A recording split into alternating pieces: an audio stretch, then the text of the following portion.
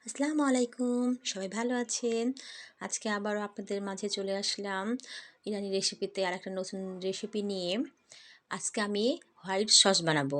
White sauce pasta দিয়ে খেতে খুব মজা লাগে। হোয়াইট পাস্তা খেতে অনেক সুন্দর লাগে। এজন্য পাস্তা রান্না করার জন্য তো আমার কাছে সস নাই, এই জন্য ঝটপট সসটা বানিয়ে নিলাম। তারপরে তাহলে সসটা বানানো থাকলে পরে পাস্তা খাওয়া হয়ে যাবে। এই জন্য আমি চলুন তৈরি হয়ে যাই বানানোর জন্য। এই জন্য আমি বাটার দিয়ে দিলাম কড়াইয়ে গরম করতে, বাটারটা গলে যায়।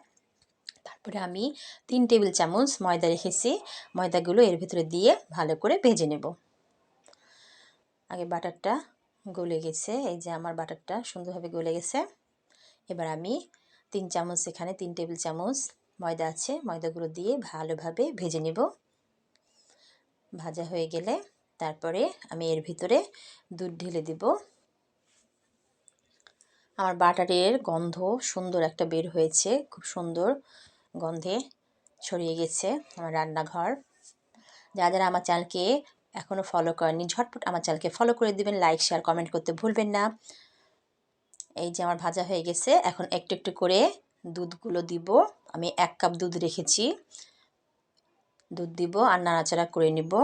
আর চুলার আঁচটা হালকা মিডিয়াম আঁচে রেখেছি।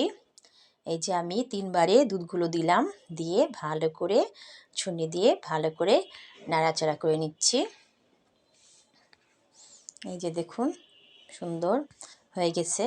এবার আমি চিজ রেখেছি আর কিছুটা লবণ স্বাদ মতো দিয়ে আমি এবার ভালো করে নাড়াচাড়া করে এটাকে যতক্ষণ না হবে ততক্ষণ পর্যন্ত এটা হালকা আঁচে এটা আস্তে আস্তে নাড়া দিতে হবে।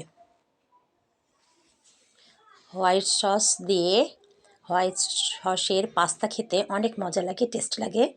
এই যে আমার হয়ে গেছে হোয়াইট সস। হোয়াইট সসটা খেতেও অনেক মজা হয়েছে, টেস্টি হয়েছে, অনেক সুন্দর হয়েছে। সবাই ঝটপট বানিয়ে নিতে পারেন আপনারা বাসাতে নিজেই, আর এটা করা অনেক সোজা। সবাই ভালো থাকবেন, আল্লাহ হাফেজ।